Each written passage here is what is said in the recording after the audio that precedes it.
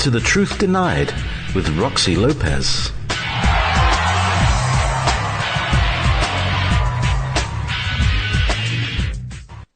And thanks so much for joining us. If you missed the first hour, it'll be archived. And Jim Bowden, the author of The Ringer, An Extraterrestrial Proving Ground, that'll all be available. It is right now linked up at thetruthDenied.com. My next guest, we're going to speak about invisible epidemics. She is the author of a book called Cancer Salves, A Botanical Approach to Treatment. Her name is Ingrid Naiman, and she says an invisible epidemic is a health complication affecting large numbers of people who are not diagnosed correctly and who are therefore unlikely to receive the treatment required. Many of these epidemics are due to modern technology and lifestyles, such as constant exposure to cell phone towers and Wi-Fi's and high voltage equipment and power lines, radiation, chemical toxicity, processed foods, food preservatives, and genetically modified components in foods, contaminated vaccines, chlorinated and fluoridated water, herbicides and pesticides, chemicals, chemtrails, and vector-borne illnesses such as Lyme disease and other spirochetes infections, side effects of pharmaceuticals, fungal infections, and various types of parasites. Thank you for joining our show this evening, Ingrid. Glad to have you. Thank you, Roxy. It's really a pleasure to be with you. Thank you so much. And thank you very much for the book. I really appreciate it. Of course, I haven't gotten all the way through it, but I will. There's some interesting photos in it as well. We'll cover a few things, but I know that you wanted to really reach out to the public involving invisible epidemics. And for everybody in the chat room, if you have any questions for Ingrid this evening, please give them to the producer in the chat room, and we will be glad to answer those questions on the air. Also, all of her website information has been given out in the chat room, and of course it's all linked up at thetruthDenied.com. So first, where should we begin with the invisible epidemic? You really say a mouthful when it comes to why we're having so many illnesses. Well, I think for me the beginning was seeing the despair that people have when they really feel miserable and they go from one doctor to another, and each one treats them more or less as they're a hypochondriac or, even almost crazy, instead of taking their symptoms seriously. And I listened to your program on Morgellons, and I was really sympathetic with the people who were being told that they're crazy. This is delusional parasitosis, and there's nothing really wrong with you, and yet everybody has the same pictures to show.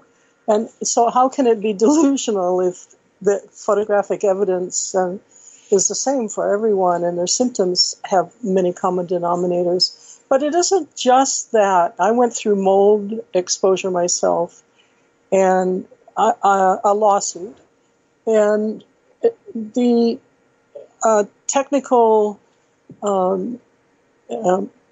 perspective on it was that you couldn't possibly have any symptoms of mold exposure unless you were already immunocompromised.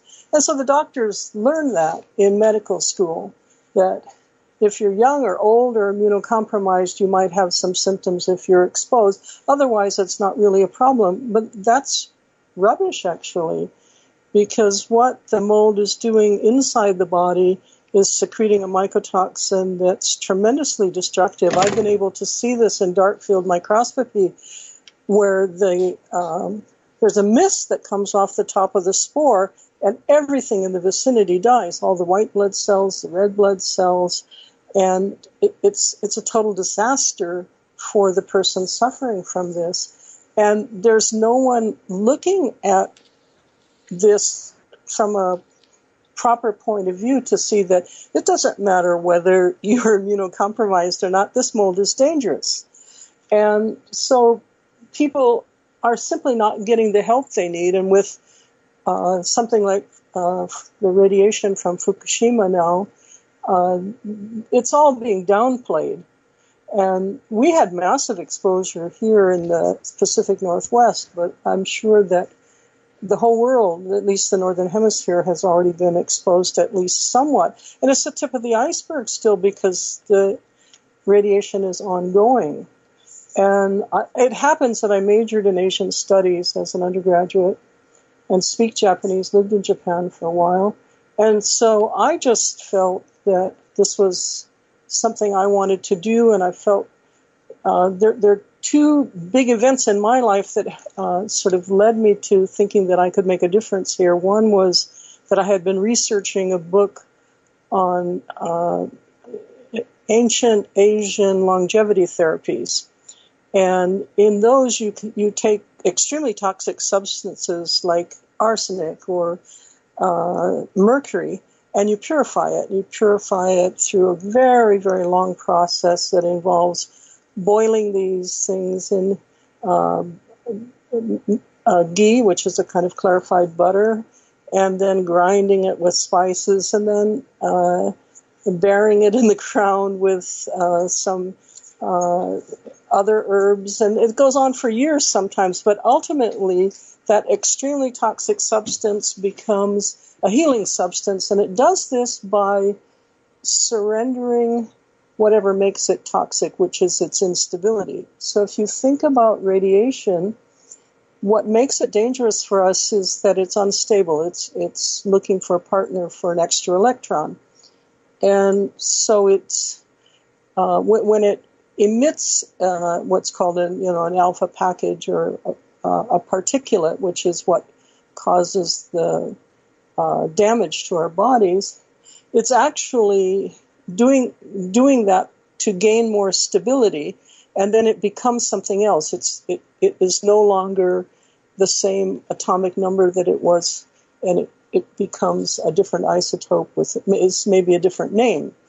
And so this is a natural process that's been occurring on the Earth. And then as you get down from, let's say, uranium 234 or something, you get down to something with as much density as lead, and supposedly there's no more radioactivity anymore.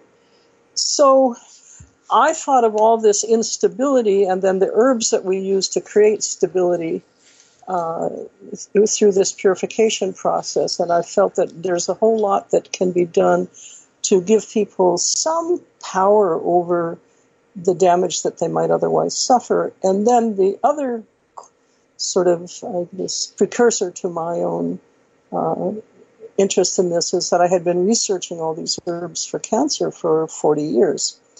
And most of them have the capacity to repair DNA. So first you want to make the radiation less dangerous, and secondly, you want to help the body that has already been exposed to repair the damage that has been done. And I'll give you one kind of interesting example because it changes your thinking about what's toxicity or what toxicity is, and that a lot of people these days are getting snakebite kits that consist of just batteries to give oneself a shock. So let's say you're out in the bush, maybe in Australia where the snakes are really poisonous, and you get bitten, you give yourself a shock no stronger than a car battery, and it totally reverses the toxicity of the venom. So now we're saying that what is causing the toxicity is the charge. It's the electrical charge of the venom, and by changing the electrical charge, we're making it harmless. So there are lots of interesting approaches that can be applied to this global radiation problem, and I feel that this is just something I want to spend the rest of my life investigating. Thank you. What you just described with the snake bite, is that like you said like an electroshock therapy, like they give them themselves a zap, and then that reverses the venom's ability to poison? Yeah, I think this was first discovered somewhat by accident, but somebody literally only got a shock from a 12-volt car battery. Wow. Yeah, so I think what they're carrying now in the bushes is even lower voltage than that. So you're not talking about something that's like a medical procedure in the hospital where, stand back because we're going to try to resuscitate this person. No, it's something much milder than that. And it's small and, fits in a backpack really neatly. But that isn't the point. I mean, the point is simply that what we call poisonous is only poisonous under certain circumstances, and we can render it harmless if we can change the environment in which that toxin is circulating. Okay. And then as far as Fukushima, because you brought that up, which I think was absolutely horrific and catastrophic, and the whole world did. The whole world was shocked by that. What will we continue to suffer in the aftermath of Fukushima? And maybe perhaps you can even give a couple of examples of something we should be doing to protect ourselves from this radioactivity. Well, you can only protect yourself up to a point. I had been working in a clinic in Germany where we were seeing quite a few people that had been exposed to radioactivity from Chernobyl. In fact, one of the patients that I worked with was on the first Pan Am rescue mission that flew into Chernobyl, and he was the last survivor of that group. And he only lived a few months after I first met him. They all died of brain tumors, the whole group of them that had flown in. So it's not to say that everybody that was exposed is going to get a brain tumor. Everyone that was exposed has probably got some DNA damage, and yet there are simply hundreds of herbs that can help people to repair the DNA. And we're seeing lots and lots of studies coming out of India mainly, and some in South America, because with this biopiracy that's going on globally, where the pharmaceutical companies are trying to patent indigenous medicinal herbs, the governments in these countries are trying to protect their heritage by saying, we've known about this for thousands of years, you can't patent it. And so to protect themselves in court, they're having to underwrite the studies, and there's just a wealth of material now on what each one of these herbs can actually do, and some of them are truly miraculous. But it shouldn't surprise us, because if you look at any plant, it adapts itself to everything. It adapts itself to climate. You come from a part of the world where there's a chili pepper contest every year, right?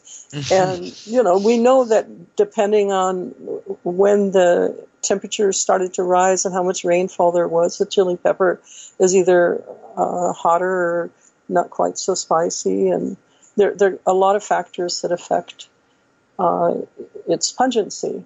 But there are factors that affect every plant, grapes and something as humble as a potato even. So we just need to understand the plant kingdom better. We don't understand the plant kingdom very well. We're sitting in houses, we're buying our food in supermarkets, and I can remember the first time I saw potato flour. I had no idea what a beautiful flower it has. But how many years have you eaten potatoes without ever seeing the flower?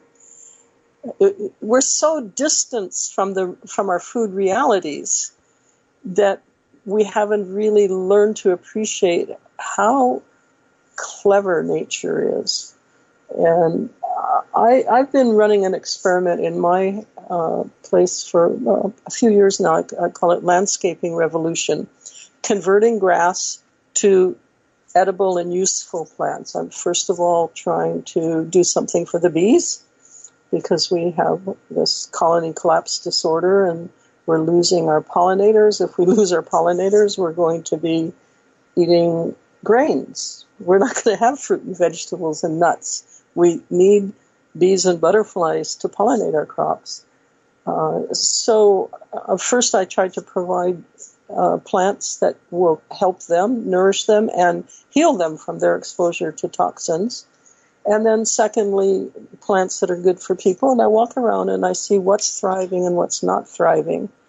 And it's just fascinating to me because every year it's different. And so it's telling me a story that the plants can predict in advance what we need, and we should eat them fresh. We should look at what's growing right where we live, because those are the plants that are going to be most beneficial, probably. That is fascinating.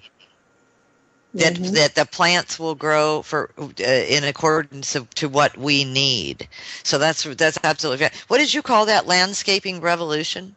Yeah, I have a website actually called landscapingrevolution.com, and I thought it was a totally original idea. I wanted to get the domain name Edible Landscaping, and I was really surprised when I tried to register it how many variations of that name had already been taken. So I wasn't first by any means, but it might be the first that put the emphasis on herbs rather than on food. And so the idea was we're doing a lot of damage to our properties by growing grass. Why is that? Well, we're putting chemicals on the grass to make it greener. We're running really a lot of water on the grass, again, to make it pretty. And we're not allowing the natural vegetation to have a habitat. So we've stolen the habitat of plants. A couple of books have been very interesting to me, and one was The Botany of Desire. Have you read it? No. Well, it's not what you think at all. It's not about aphrodisiacs. It's about how plants seduce us into rendering the service to them that they need in order to flourish. So they make themselves edible, or they make themselves fragrant, or they make themselves useful to us so that we will plant them. And so we're actually their slaves. And it's a wonderful spin on how we could be looking at the plant kingdom. But another point that my mind just goes all over the place when I talk to you was that apes, when they are foraging, they begin by taking the leaf while it's still on the plant and touching it to their tongue. And they let the plant sense their saliva and the chemistry of their mouth, and give the plant a bit of time to adjust its chemistry, and then they start eating the leaves of that plant. Wow. Well, you know when you cook a plant that, like, broccoli is a good example, it suddenly gets really bright green. Yes. Yeah, the chemistry is changing all the time. So we need to observe that chemistry.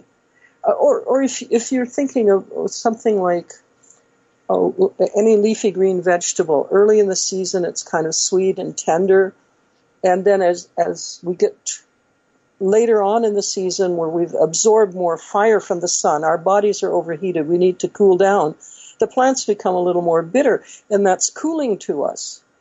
So if we eat foods that we imported that were from several months earlier, we're not allowing our bodies to adjust to the climate where we are.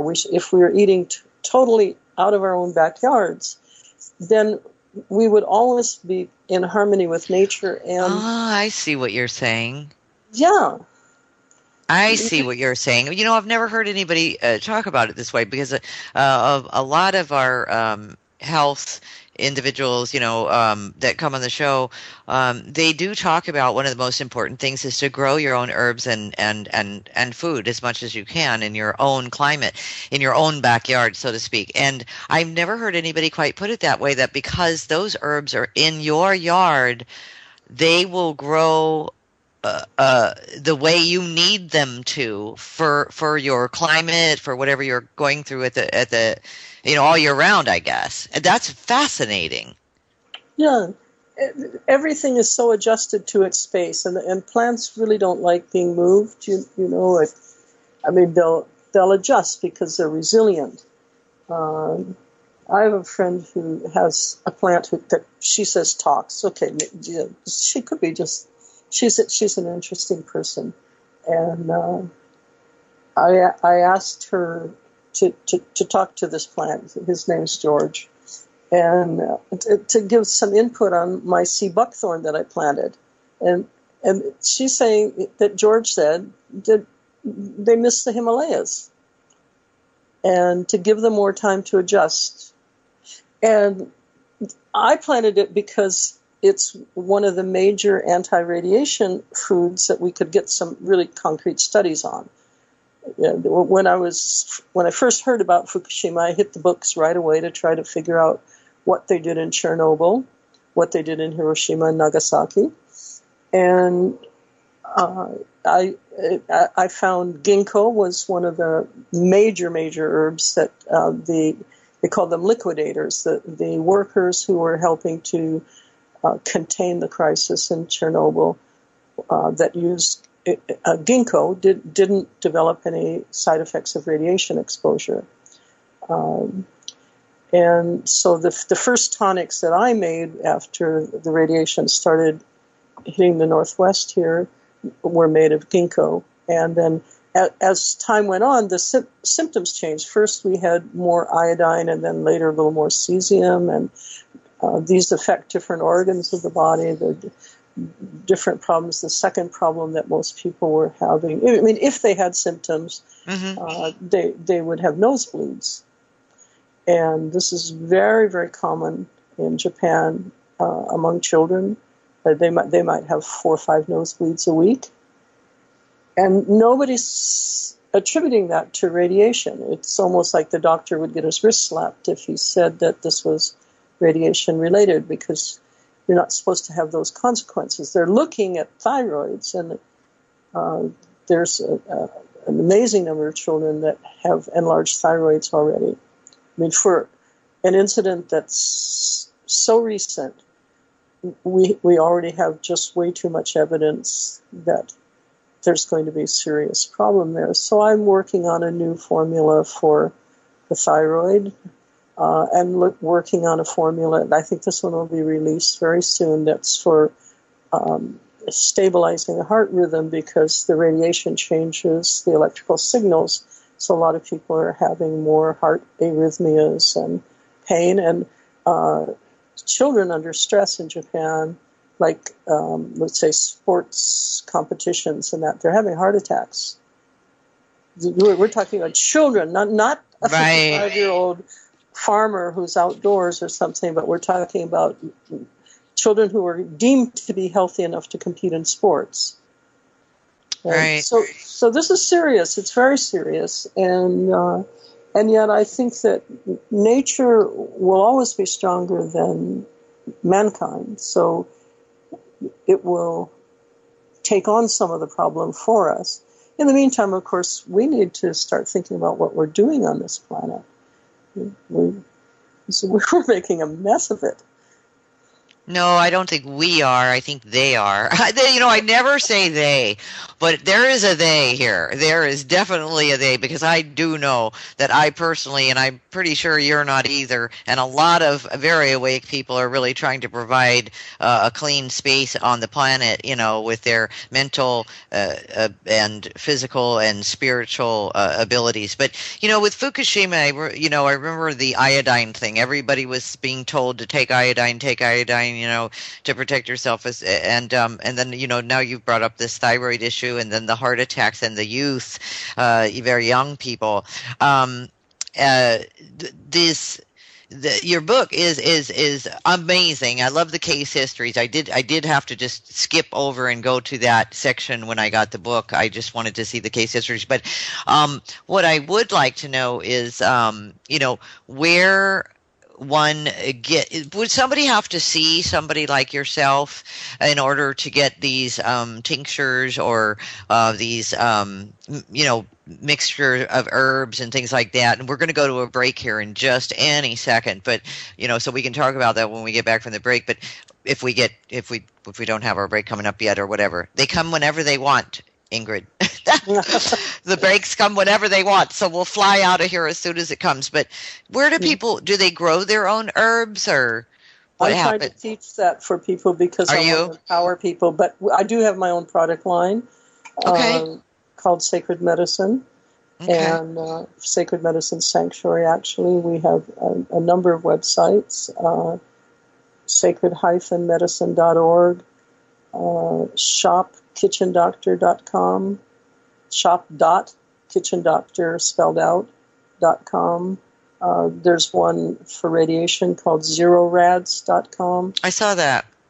Yeah, there are about 45 websites, and it's not that it's a big production. It's just I like to write, right? So I have a lot of websites. I don't like to market, so there are not very many sales. But I'm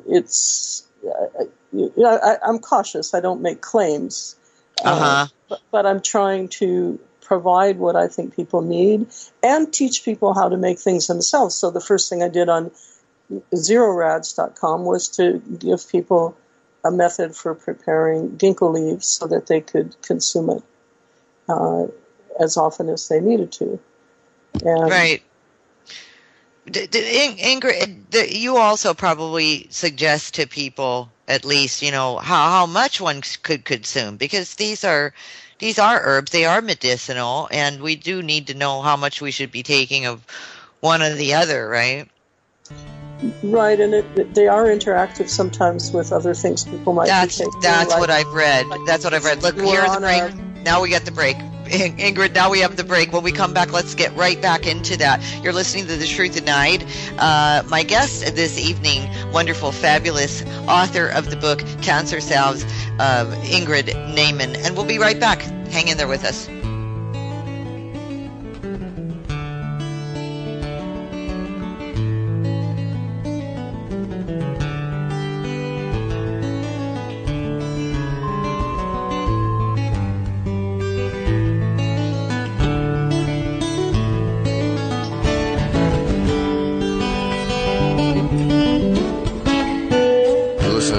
Radio at freedomslips.com, and we'll be right back after this message.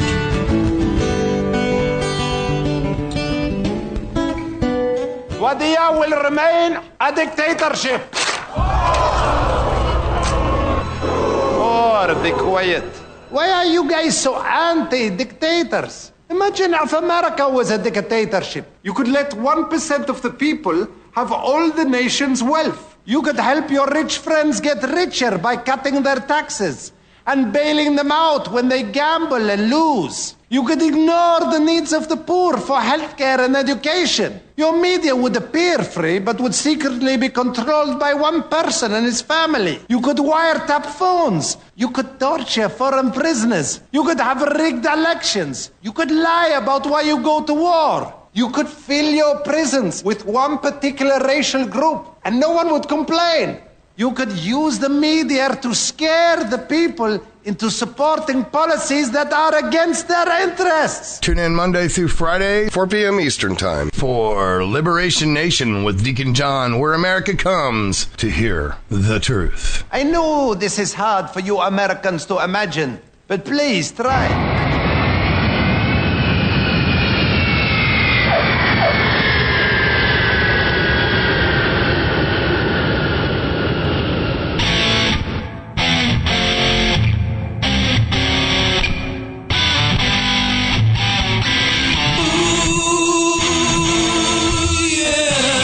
The moment you realize you're caught in a dream, the adventure begins. Put your seatbacks and tray tables in the upright position as we take a trip in the very fabric of reality. Join me, Andrew Bartis, for Adventures into Reality, Monday, Tuesday, Thursday, Friday, 10 a.m. to 12 noon at Revolution Radio at freedomslips.com, where information never sleeps.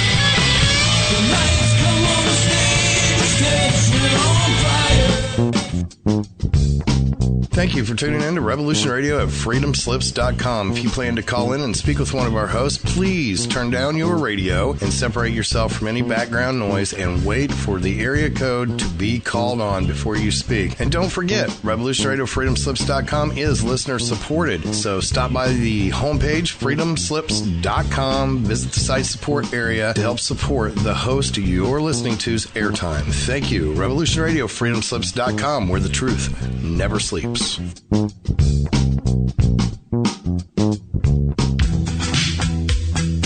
Intuitive improvisation is the secret of genius. I want to break free. Oh, I see. I put my pants on, So, just like the rest of you, one leg at a time. I guess I'll have to watch. Guess what? I got a fever. And the only prescription is more caca. Uh-huh. I turned cities into salt. Oh, okay. You gotta come work for me. Right. Uh-huh. I could get you in now. You love it. Nobody tells you when to go to bed. You want to call in, sure. All day, all night. If you want to fight or you got something more important, You eat all the ice cream you want. I'll take that too. You're talking to me all wrong. It's the wrong tone. I'm not adding all these people. I don't know all these people. Is there anybody out there? So, oh, I see. Right. Yeah, I'm challenged. Changing reality. Where life is beautiful. The hijacker. Monday through Thursday at midnight. Be there. Revolution Radio, where information never sleeps.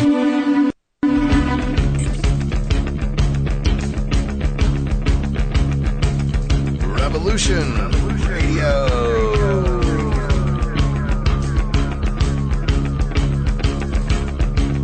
You're listening to Revolution Radio, freedomslips.com, 100% listener-supported radio, and now we return you to your host.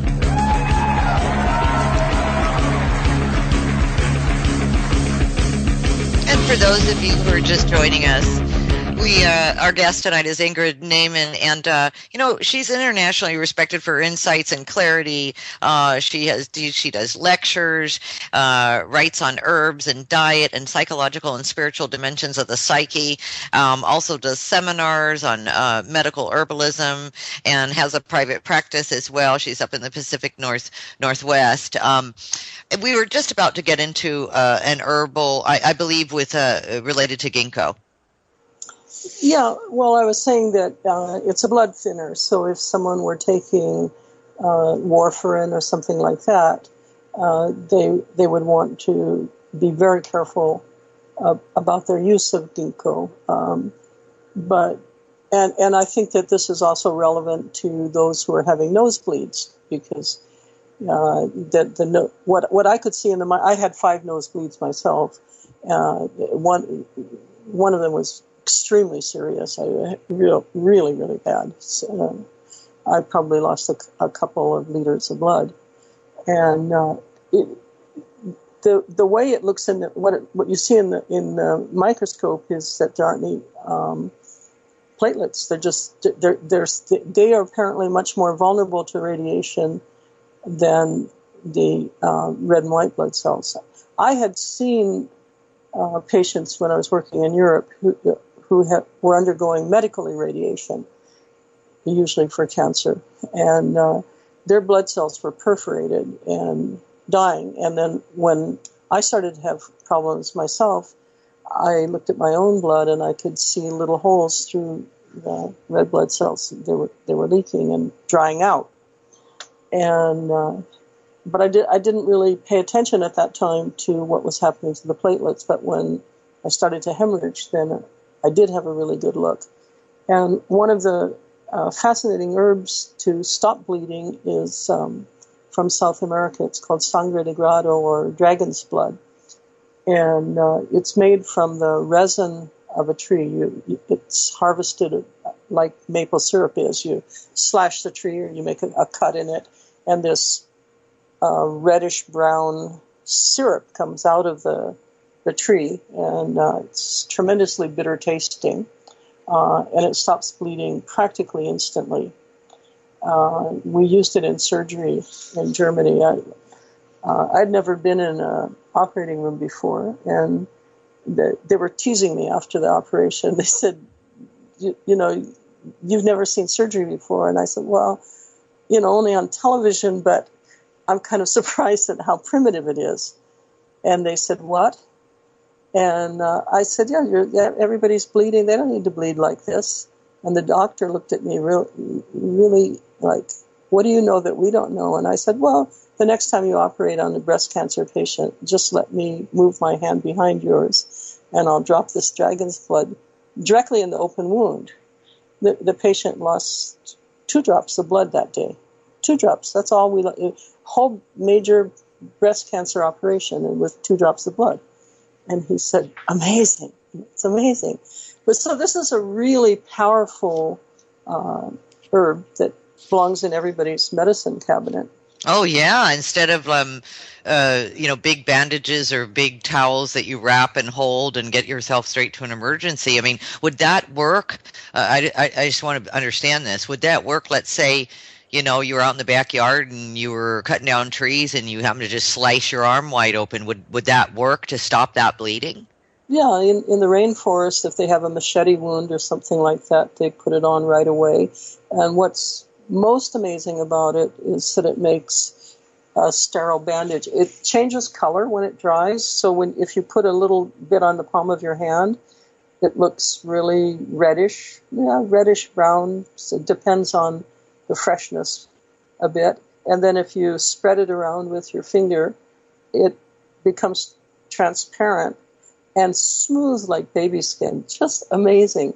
And it protects the wound from infection, from anything from the outside. You know, staph infection is a very high risk when you have an open wound like that. Yes. So it doesn't even wash off the first couple of times, like if you wash your hands or something. It doesn't wash off, but you can always reapply it. Maybe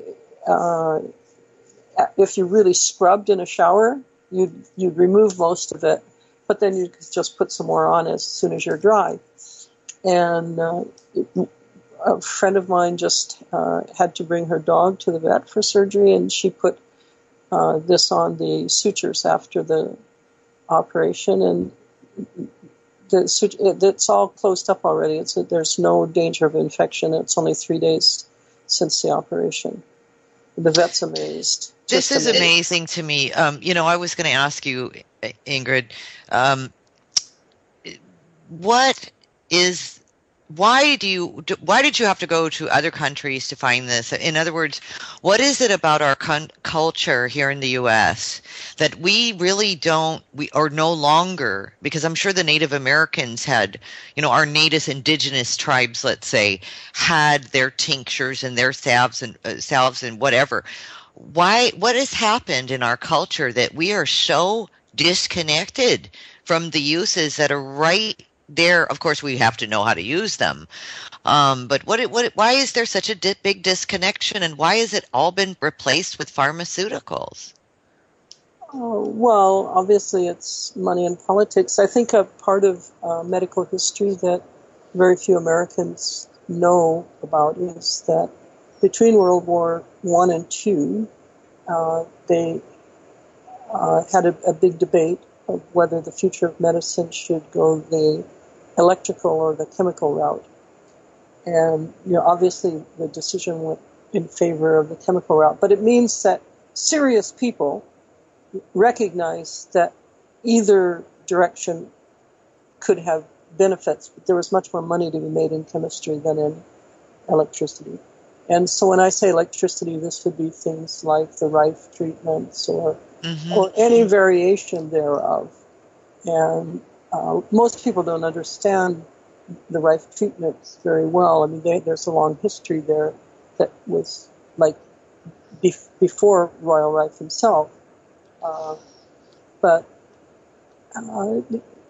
he was an excellent dark field microscopist. He spent something like 16 hours a day with the microscope, and then about 15 minutes a week with the Rife machines. So that's telling you that he regarded the information that he was getting from the microscope as much more important than the frequencies. But the frequencies were definite.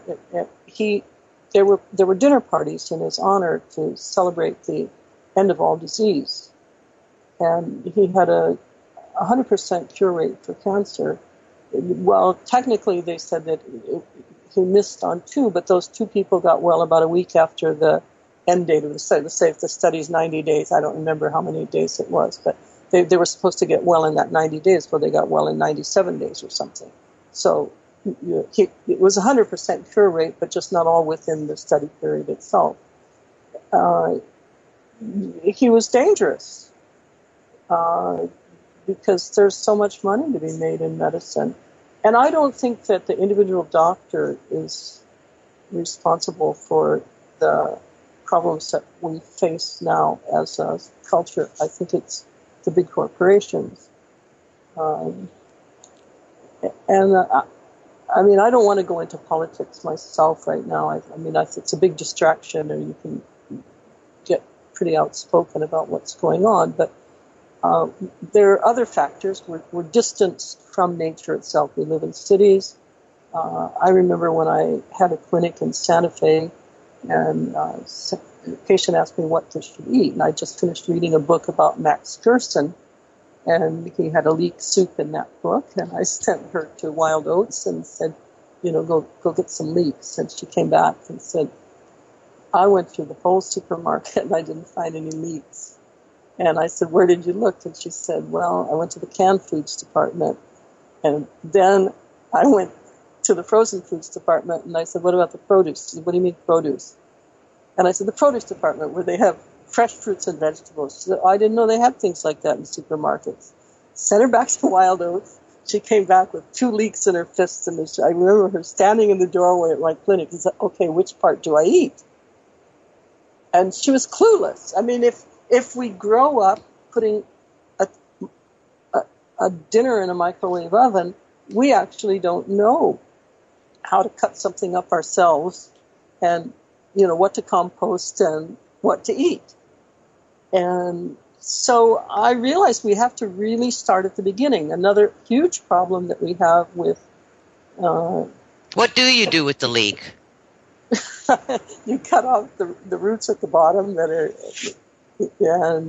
and then you can toss them in a soup. Okay, all right. I just wanted to, I'm sure everybody's hanging on that going, okay, what's the other half of that story? Yeah, what do we do with the leek? But as far as, and I can understand, I can dig it when you're talking about, not getting political and everything, and we're sort of, that's what I do like about you a lot, is that your book, especially the one that you have sent me, Cancer Salves, A Botanical Approach to Treatment, it is only focused on, healing and it walks you through. The book does. I'm telling the listeners, you need to pick this book up. I'm serious. It walks you through everything. It's got, if you need to understand more, it has testimonials in it even. And of course, Ingrid is available to you as well if you've got a problem. And then of course, you even walk through how to make certain salves for certain things and whatever. And the photos that you have are really alarming. I mean, and I've seen photos like this before with some of the other practitioners that I deal with outside of the U.S. actually, who send me similar photos of how to remove a tumor, let's say, from the breast, and you how you're putting this salve on top of it and sort of a Band-Aid on top of that, and then it basically just pushes its way out. Can you explain that in your own words, how that's occurring? I'd like to know that. I'm sure my listeners would too. Well, there are 2 different methods that I describe in the book, and one is called an escharotic, where there's a chemical reaction that takes place between the herbs and the tumor, and it actually works on infections as well as malignancies. So if someone were to have a reaction, it doesn't necessarily mean that they had cancer. It means that there's something morbid there. They could react with gangrene infection or something like that. We've seen it react with dental abscesses as well. And so what happens then is that tissue is simply necrotized, and the interesting thing is that the main herb for this is bloodroot, Sanguinaria canadensis, which is a Native American herb that grows basically from South Carolina up into Canada. And it's a wonderful herb, just a really, really precious sacred herb. Very shy, it only flowers for a few days and then it sort of hides. So it's hard to find in the wild, it's endangered. And what it does is, in a healthy person, it causes a cooling effect. You could actually get a chill.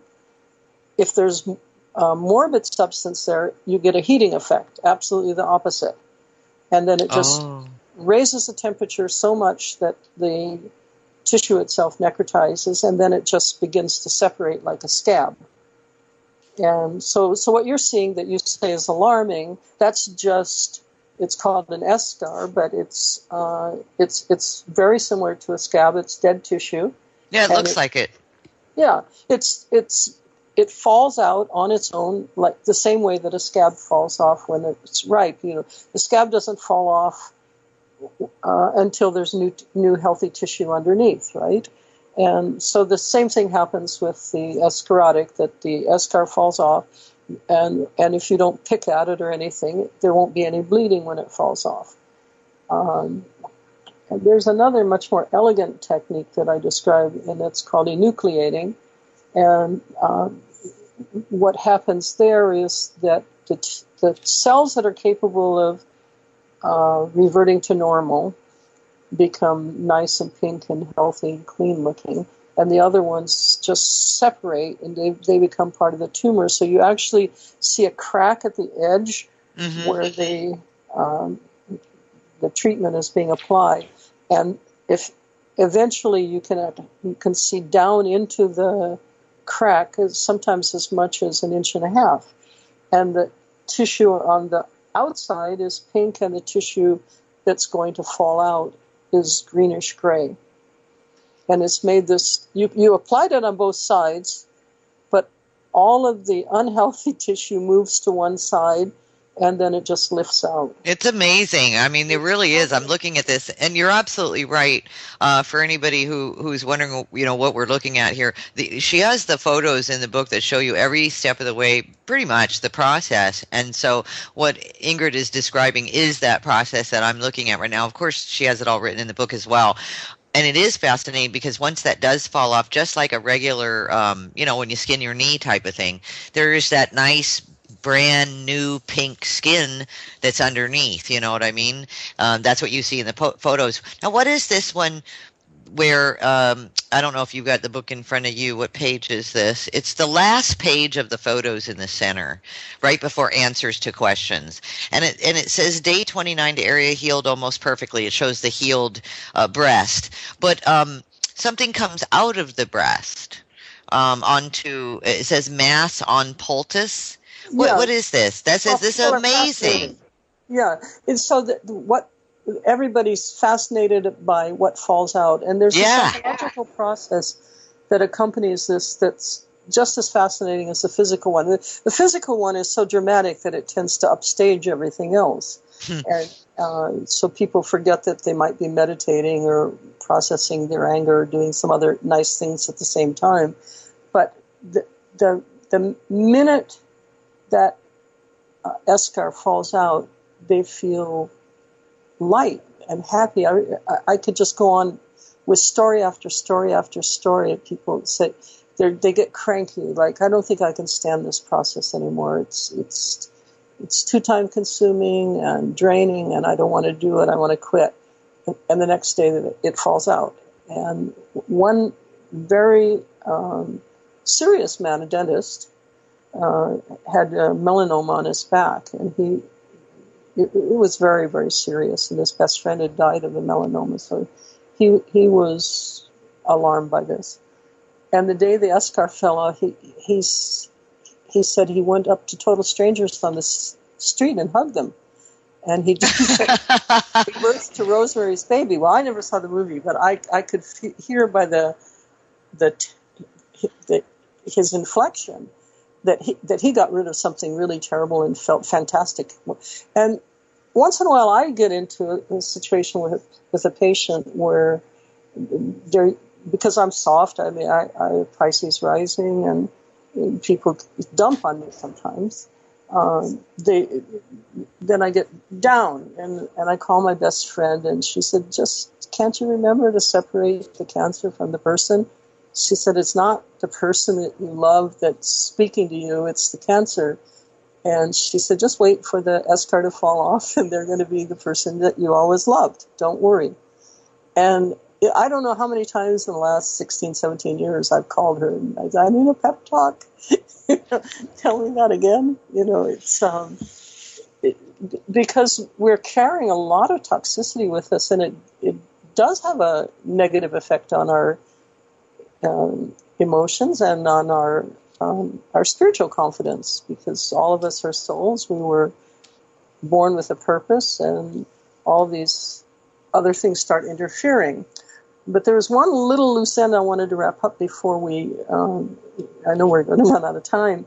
And you asked, what are some of the things that are undermining our relationship to nature? I mean, I'm rephrasing your question. And, that's fine. One of the really big ones is that we're always moving.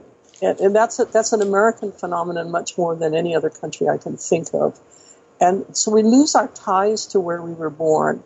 And we justify this in the name of, if you take this job in this place, you're going to get a promotion and higher pay and more job security and da-da-da-da-da. But we're not forming long-term ties to a place where we're thinking, one day my children are going to be living in this place. So if you knew that it's going to be in the family for generations, you'd take care of it in a totally different way than if you thought you're going to sell it to somebody in a speculative real estate market because you're going to be transferred to Dubai or something. And so I think that we need to look at what this phenomenon is, what its impact is on our relationship to nature, because we have to go back to nature in order to be in harmony, in order to save the planet. We just really have to do that. Thank you for saying that too, because it's I remember in the 70s and the 80s, people were saying, oh, that's so hippie talk, and that's so, lame, and get with it and get with the program, which it really is a program. Get with the program. And the reality is, you're absolutely right, Ingrid. We have lost this relationship with the planet that has given us everything: air, water, and food. We couldn't survive without what the planet that we cohabitate with. And you said it earlier in the show, and now we're, as a species, we're really we are the species who are actually taking part in destroying the planet. And so, this is all very encouraging as well. I can see, when you were describing people who have the cancer fall away, or whatever their ailment was that fell away now. I can see why they would be lighter and sort of back into a more grateful living mode, happier too. That only makes sense. And I think that everybody really should understand what your message is, which is repairing damage all the way around the block. It sounds like, Ingrid. That's what it is, and we have to restore health to the soil, health to the plants, health to the bees, the butterflies, the birds, and to each other. It's the only way to live in harmony on this planet. It's the only way that all of us can share this beautiful space called Lady Gaia. And, right. I love this planet, and I think we all need to, you just said it. I love that you just said that so candidly. I love this planet. I think we all need to fall back in love with the planet, don't you? Yes, of course. And how miraculous she is. Like, as an herbalist, I think we know that there's something like 2.5 million plant species, at least. There could be lots that we don't even know about. But they're there, that many. And of those, we know that at least 3,000 have anti-cancer properties. And so there's medicine everywhere. I mean, there's medicine absolutely everywhere for us. And there are a lot of things that are edible. A lot of people these days are worried about the economy and homelessness and starvation. And I don't care whether they're in Africa or, living on the street in some tent city in the U.S. There are very inexpensive ways to survive. And, I was going to say, we're going to have to wrap it up because we're at the end of the show. But I was going to say, I would love it if you would come back again, Ingrid, because we only got to share an hour with you. But if you could come back another time, we can book you another show. Let's talk about that, because I think we would all love to hear more about like your landscaping revolution stuff and what is edible and how to grow our own herbs or how to get some of it, because you've got so many remedies in the book. You've got so many mixtures. And so maybe some people would really want to take that challenge on and start to grow some of the things that they can, in different regions of the United States or the world for that matter. So would you come back again and talk about that? Yeah, and I'd love to give you some pictures of the plants. Okay. To put up in your video, so people can really make a connection with what's possible. We'll do that. Ingrid, it's been a pleasure. We got to go. The commercials are playing. It's Cancer Salves, a botanical approach to treatment. That was Ingrid Naiman. And, of course, you heard her. She'll be back again. Have a great weekend, everybody, and thanks for joining us again. We'll see you on Tuesday. Thanks so much, Roxy. You're welcome.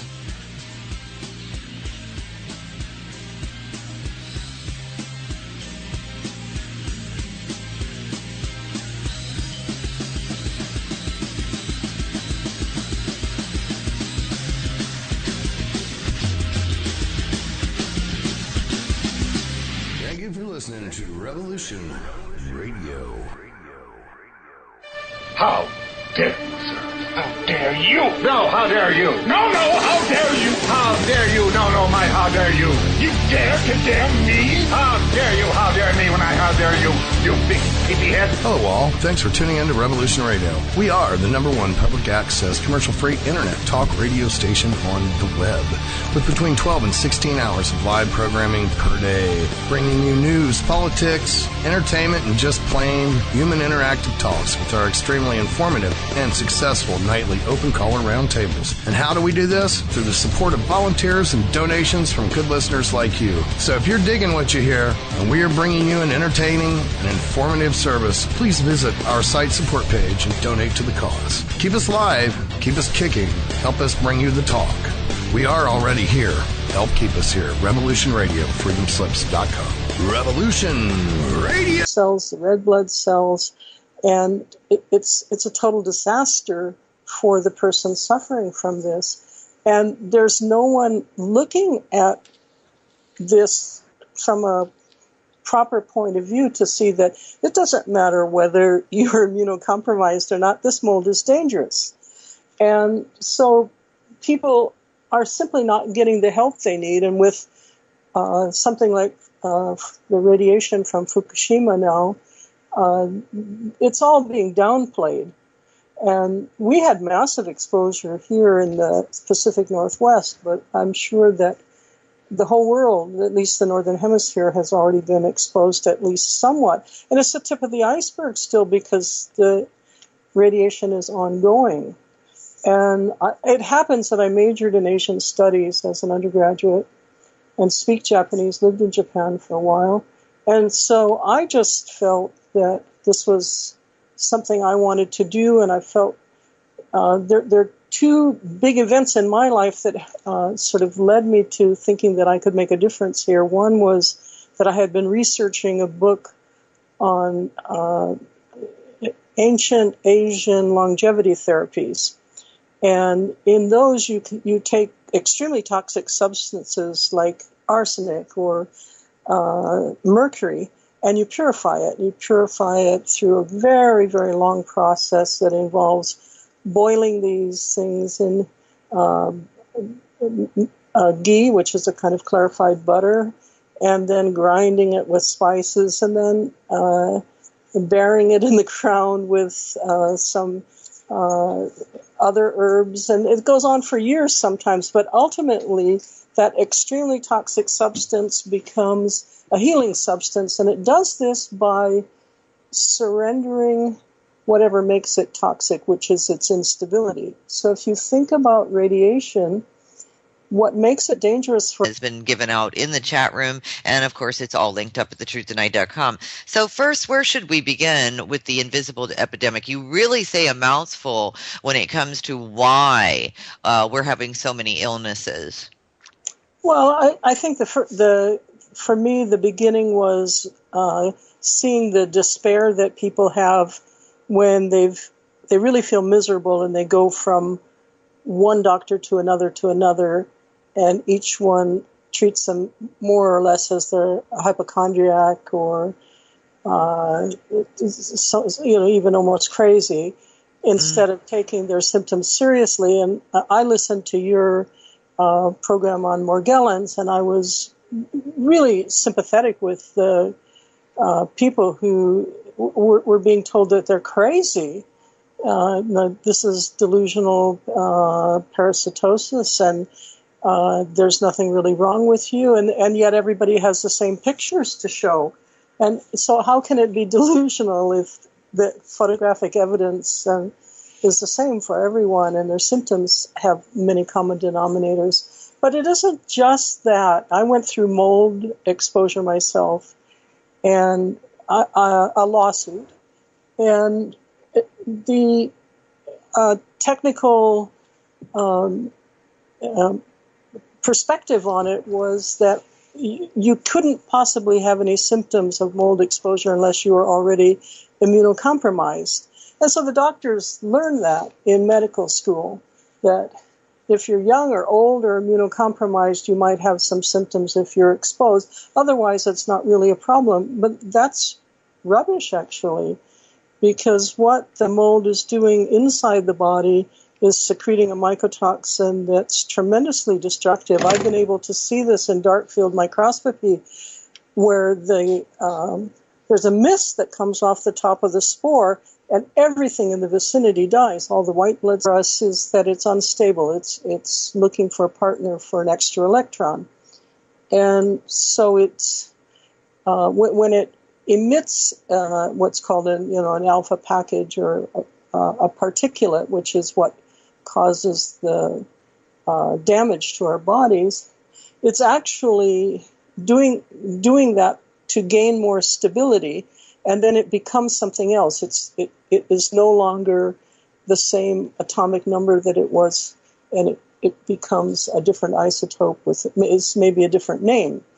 And so this is a natural process that's been occurring on the Earth. And then you get down from, let's say, uranium 234 or something, you get down to something with as much density as lead, and supposedly there's no more radioactivity anymore.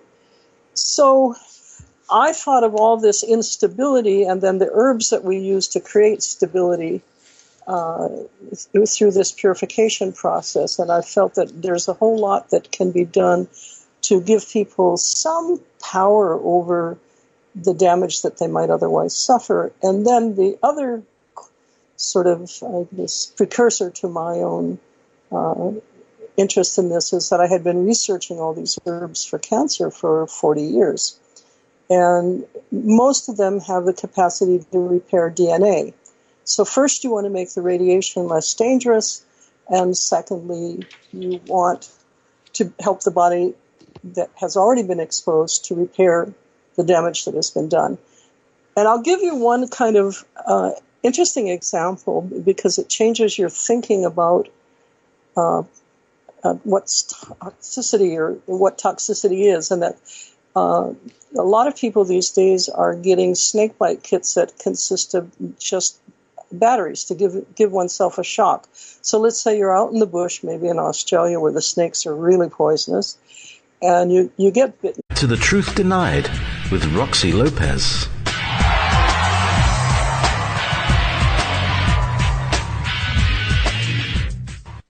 And thanks so much for joining us. If you missed the first hour, it'll be archived, and Jim Bowden, the author of The Ringer, an extraterrestrial proving ground. That'll all be available. It is right now linked up at thetruthtonight.com. My next guest, we're going to speak about invisible epidemics. She is the author of a book called Cancer Salves, A Botanical Approach to Treatment. Her name is Ingrid Naiman, and she says an invisible epidemic is a health complication affecting large numbers of people who are not diagnosed correctly and who are therefore unlikely to receive the treatment required.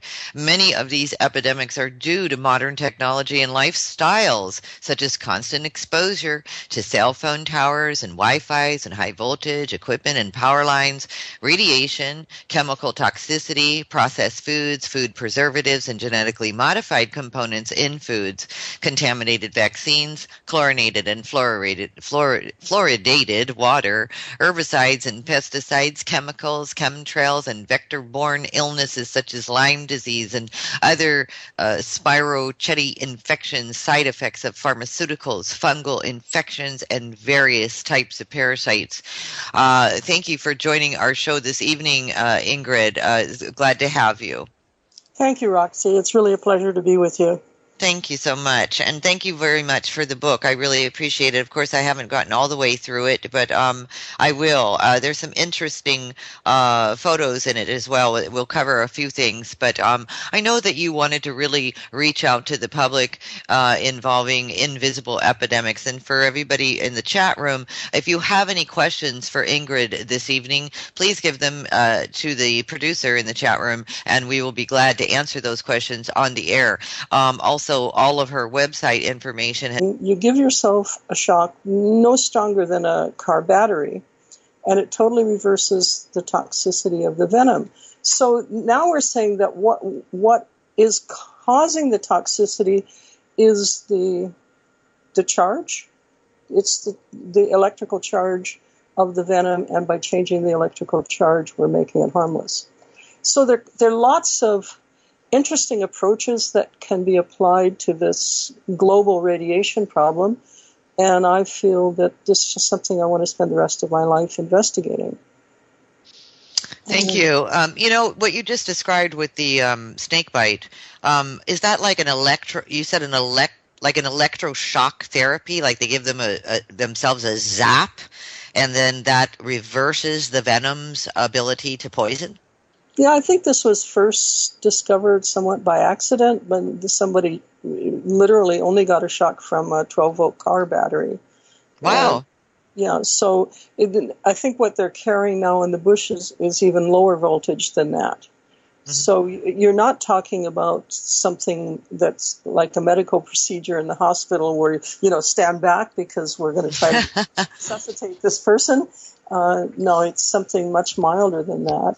And it's small and fits in a backpack really neatly. But that isn't the point. I mean, the point is simply that what we call poisonous is only poisonous under certain circumstances, and we can render it harmless if we can change the environment in which that toxin is circulating. Okay. And then as far as Fukushima, because you brought that up, which I think was absolutely horrific and catastrophic, and the whole world did. The whole world was shocked by that. What will we continue to suffer in the aftermath of Fukushima? And maybe perhaps you can even give a couple of examples of something we should be doing to protect ourselves from this radioactivity.